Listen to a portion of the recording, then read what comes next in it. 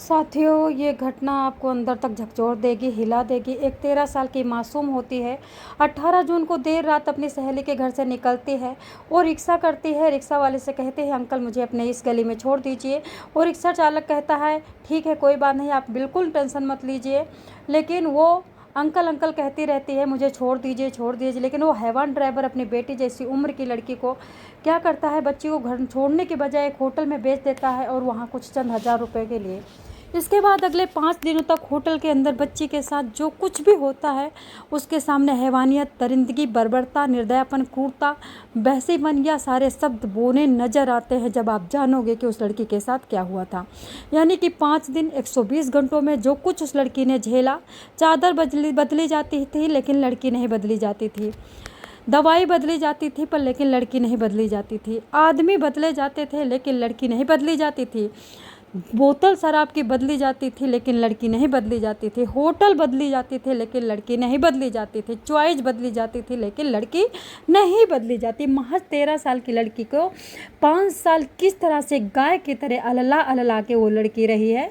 और आज आप देख सकते हो, वीडियो वायरल हो रहा है। उसका वीडियो मैं नहीं लगा सकती। उसका चेहरा किस तरह से सूज गया है, आँख तक जो सूज गई है, भौहें सूज गई हैं, पलकें सूज गई हैं। उसका पूरा चेहरा सफ़ेद पड़ गया है, खून शरीर का ख़त्म हो गया है। लड़की कहती है, मैं तो मर ही रही हूँ लेकिन पुलिस वाले मुझे जिंदा नहीं छोड़ेंगे अगर जिंदा रह गई तो। दोस्तों, जो दुख दर्द पीड़ा महसूस की है हम आपके उसके अंदाज़ा नहीं लगा सकते हैं।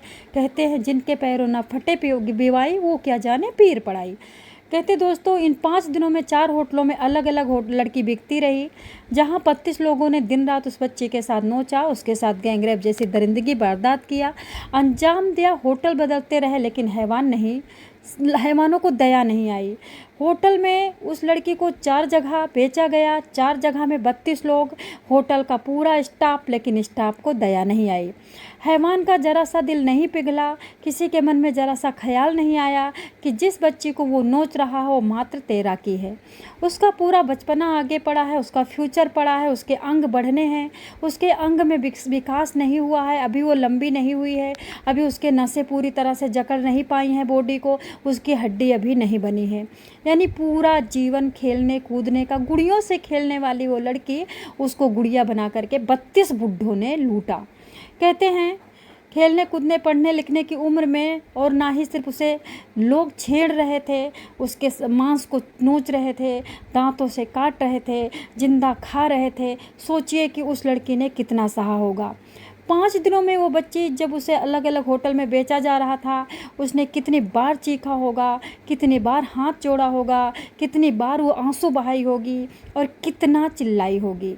जितनी बार चिल्लाती थी उतनी बार बेहोशा वाली दवाई उसे पिलाई जाती थी। कितनी बार इन हैवानों ने, इन दरिंदों ने अपनी जान और अपने माँ बाप से मिलने की भीख मांगी होगी, लेकिन इन इंसानों के भेष में छिपे भेड़िए गिद्धों ने जरा सा भी तरस नहीं किया। और जब बच्ची चीखती चिल्लाती तो उसे ताकि शराब पिलाई जाती, उसे नशीले पदार्थ दिए जाते ताकि वो बेहोश रहे, वो होश में कभी ना आए, और हम दरिंदे बन करके उसको नोचते रहें, नोच कर खा जाएं।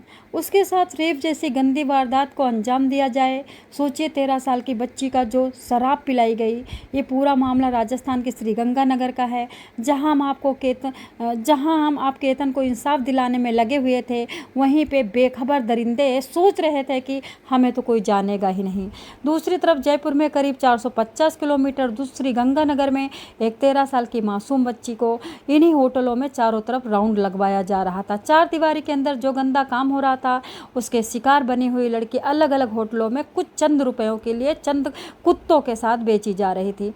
दोस्तों, बच्ची गायब हो चुकी थी, काफ़ी दिनों से मिल नहीं रही थी। परिवार गुमशुदगी की रिपोर्ट लिखा चुके थे। 22 जून को पुलिस उस बच्ची को जिंदा बरामद कर लेती है, लेकिन उसके बाद भी वो बच्ची अपने इंसाफ की लड़ाई लड़ रही है। उसे इतनी हिम्मत नहीं है कि अपने हाथ उठा ले, अपने हाथ आंखें खोल करके देख ले किसी को। उसको इतनी हिम्मत नहीं कि अपना पैर अपने आप लंबा कर ले। आप सोचिए, 13 की बच्ची को मादक पदार्थ खिला खिला करके, जहरीले इंजेक्शन लगा लगा करके 32 लोगों ने फाड़ फाड़ करके काटा हो, एक एक अंग को दांतों से काटा हो, उस बच्ची को आप ये सोचिए कि वो जीवन में जी के भी क्या करेगी। जब वो अपनी हैवानता याद करेगी तो क्या वो जी पाएगी? क्या वो पढ़ पाएगी? क्या वो बच्चा पैदा कर पाएगी? क्या वो शादी कर पाएगी? क्या वो किसी पर भरोसा कर पाएगी? क्या वो सज पाएगी? क्या वो संवर पाएगी? आप बताइए। इंसान के नाम से तो उसे नफरत हो चुकी होगी। किसी मिनिस्ट्री मीडिया चैनल और ना ही न्यूज़पेपर की वो हेडलाइन बन पाती, शायद इसलिए क्योंकि वो बच्ची बाकियों की कैपे की तरह बहुत ही गरीब परिवार से थी। दोस्तों शायद इसलिए क्योंकि जिस शहर से वो आती है वो शहर मुंबई, पुणे, बेंगलुरु, दिल्ली, जयपुर जैसे बड़े शहरों में उसकी गिनती नहीं है। लेकिन ये सब कुछ के इंसाफ के आगे नहीं आना चाहिए। अब साथ ही इस मामले को राजस्थान पुलिस ने भी दबाने लगी है। दोस्तों वो लड़की हॉस्पिटल में है, कोमा में है, होश भी आता है, बेहोश भी होती है, लेकिन हर बार वो पुलिस को कहती है। लोगों का कहना है 32 लोगों के अंदर पता नहीं कितने पुलिस है, कुछ नहीं पता है, क्योंकि पुलिस को तो हफ्ता मिलता है, हर होटलों से हफ्ता मिलता है, होटल की पुलिस की निगरानी में चलते हैं। पुलिस अंदर होटल तक घुसी होती है, होटल के कमरों में क्या होता है पुलिस को ये सारी बातें साफ साफ पता चलती हैं। सबसे पहली बात यह है कि करीब 8 महीने पहले हमारे श्रीगंगानगर के रिपोर्टर ने भी बताया था कि यहाँ पे बहुत सारे होटलों में देह व्यापार होता है। श्रीगंगानगर में कई ऐसे अवैध होटल चल रहे हैं जिनके अंदर जो बच्चों के साथ गंदा काम किया जा रहा है, लेकिन वो पुलिस सनक तक नहीं रही है। जब तक किसी बच्ची की आबरू नहीं लुट जाती पुलिस कोई एक्शन नहीं लेती है। कहते हैं कुछ ऐसा ही एक बच्ची जो 32 लोगों को शिकार बनकर रह जाती। श्रीगंगानगर में 150 से ज़्यादा जो अवैध होटल चल रहे हैं, सिर्फ 40 होटल के पास रजिस्ट्रेशन है, बाकी के किसी के पास कोई डॉक्यूमेंट्स नहीं है, लेकिन वो धड़ल्ले से देह व्यापार भी कर रहे हैं और साफ सफ़ेद कमीज पहनकर भी निकल रहे हैं। लेकिन आप सोचिए दोस्तों, जहाँ पे पुलिस अफसर इस धड़ल्ले से धंधों को करवा रही है, वहाँ पे पुलिस जाकर के चेकिंग करती है, चेकिंग करके लौटती है, तो क्या कोई एक्शन लेती है? क्योंकि पुलिस वहीं जाती जहाँ जहाँ उनका फ़ायदा होता है। आपने देखा होगा कि पुलिस रात में खड़ी होती है, पूरा रात में जागती है, चेक करती है और ट्रकों से मज़े का खूब पैसे रसूखदारी और खूब अच्छी तरह से उगाही करवाती है। दोस्तों आखिर इन होटलों में क्या हो रहा है कौन जानेगा? क्या सरकार आएगी? इनकी जेब गर्म हो जाती है, ये बैठ जाते हैं। आप सोचिए कि जैसे हम उस बेटी के बारे में देख रहे हैं और उसके साथ जैसा हुआ है हम सोच रहे हैं, तो क्या उनके माँ बाप पे कितना बुरा असर पड़ा होगा। मासूम बच्ची 13 साल की जिसकी उम्र थी, उसकी आबरू लूटने से बच जाती। काश पुलिस हमारी सजग होती, काश हमारा कानून अच्छा होता। हमारा कानून कुछ भी नहीं कर पा रहा है, हमारा कानून पूरी तरह से बच्चियों को बचाने में फेल है। हम चाह कर भी उस बच्ची के लिए कुछ नहीं कर सकते, 5 दिन उसको वापस नहीं ला सकते हैं। और शायद वो बच्ची तो बार बार मरने की तमन्ना कर रही है कि हमें मार दिया जाएगा, मार दिया जाएगा। वो बच्ची शायद कुछ जानती है, बहुत कुछ जानती है, जिसका बचपना छीन लिया गया है। अब वो उसके साथ बच्चे होंगे, उनके साथ खेलने में भी उसके झिझक महसूस होगी, क्योंकि हल्का सा बच्ची कोई भी गलती कर देगी या किसी को पसंद नहीं आएगी तो तुरंत ताना मार दिया जाएगा कि तुम्हारे साथ तो 32 लोगों ने ऐसा काम किया। वो शर्मिंदगी भरी ज़िंदगी जिएगी। इस तरह से कैसे महसूस करेगी अपने जीवन को दोस्तों? क्या वो ट्रामा से बाहर निकल पाएगी? क्या वो भाई बहनों को भूल पाएगी? क्या अपने पापा को, जो मर्द रूपी पापा हैं, उन पर विश्वास कर पाएगी? आखिर वो बच्ची किस गाँव की रहने वाली है? पुलिस क्यों नहीं बता रही है? इसलिए नहीं बता रही क्योंकि आखिर मीडिया वहाँ पहुँच गया तो सारी सच्चाई पता चल जाएगी। हो सकता है वो बच्ची, उसके माता पिता, रिक्शा चालक से लेकर के होटल मैनेजर, बड़े बड़े जो लोग जुड़े हुए हैं, होटल मालिक और साथ ही दरिंदे, 32 दरिंदे जिनका नाम सामने नजर आया है। राजस्थान का पुलिस का चेहरा भी उसमें आ सकता है, कोई नेता भी उसमें आ सकता है, कोई रसूखदार बिजनेसमैन भी उसमें आ सकता है। यही कारण है कि पुलिस नहीं बता रही है। दोस्तों श्रीगंगानगर के एक गाँव में ये बच्ची रहती थी, अभी तक सामने निकल करके उसके गाँव का नाम भी नहीं आया है। ये विजयनगर में गई थी, विजयनगर में इसकी एक सहेली रहती है। 18 जून को करीब 10:30 पे वो निकली थी।